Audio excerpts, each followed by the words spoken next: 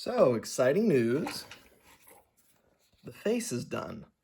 I finished it yesterday, and it's been drying for about 24 hours now.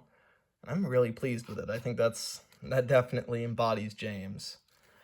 And I want to, when, once it's done, or once it's dried, I'll give him this expression. So he'll be kind of looking off into the sky, thinking about how splendid he is.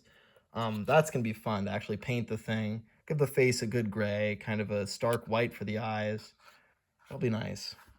Yeah, so I'm hyped about that. Now, I always sculpt these faces to be a little bit bigger than they need to than they should be, because the thing about it is that they tend to shrink when you're working with Crayola air dry clay, and that's kind of a like a problem if you don't know to look out for that. You might sculpt something brilliant and then it shrinks and it just looks terrible. So I sculpt everything to be just a little bit too big, and then hopefully it shrinks to the right size.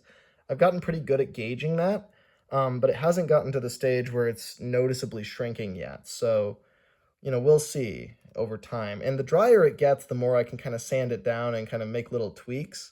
When it's wet, you're really sculpting the bigger features. And now that it's this dry, see, I could still, like, if I pressed hard on that, I could easily dent it. So it's not totally dry yet. And you could see there's areas there that are pretty rough. So I'm going to try to sand those out a little bit, just kind of smooth them a bit. I've already done a bit of that. So, there's different stages to this. I kind of check up on it every day and, make little tweaks depending on the level of dry that it's reached. But yeah, I think it definitely looks like James. If I showed you that, you'd say, yeah, that's James. So I'm happy with that. As you can see, my hands are utterly, it looks like I've committed some sort of murder. But I haven't. I've actually done the opposite. I've created life. Let me show you.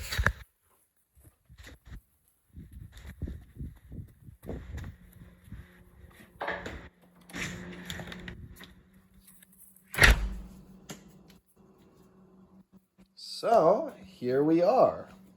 James is red. I know you all knew that, but my James is red now. And I think that's a pretty striking color. I like it a lot.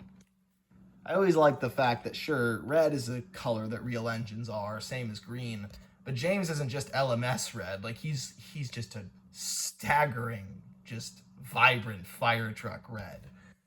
There was a slightly darker, more regal color I could have picked that would have probably been more accurate to the one on the show, because God knows the models are way darker than we give them credit for. Those studio lights really are deceptive because they make everything look so much brighter.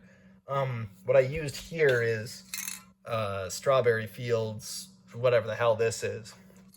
So that looked, on the mark, but there was also an apple red, which was darker and more grand. But I thought, I want this to be really kind of outstanding to look at. Now this is under fluorescence. This garage is fairly, dimly lit, so I don't know exactly what it looks like in the daylight. We'll see. I'll wait a few days for it to dry. I'm going to my grandparents soon, so I'm gonna have a couple days where I won't be able to do anything on this model. Might as well wait for it to dry fully, take it outside, see how it looks. If I've really got to, I'll spray it again and give it a darker red, because I'm not above that. I mean, maybe this is the wrong color. Maybe I don't like the look. We've got his splashers here as well. Those are all separated. These days, I typically paint all the components of an engine separately. I've built a few. I really haven't shown off any of the bigger kind of standalone models I've built. Nothing this big, but there was like the Rex for the diorama I did. There was the like O scale roughly James that I built. And all those models, I typically make the boiler and the cab and all those parts separate, and then I glue them together to make them easier to paint. But this thing is so huge, I could just spray the whole thing like one big shell and then pick it out later, because, it's not going to be that hard to get in and paint, black from red and whatnot.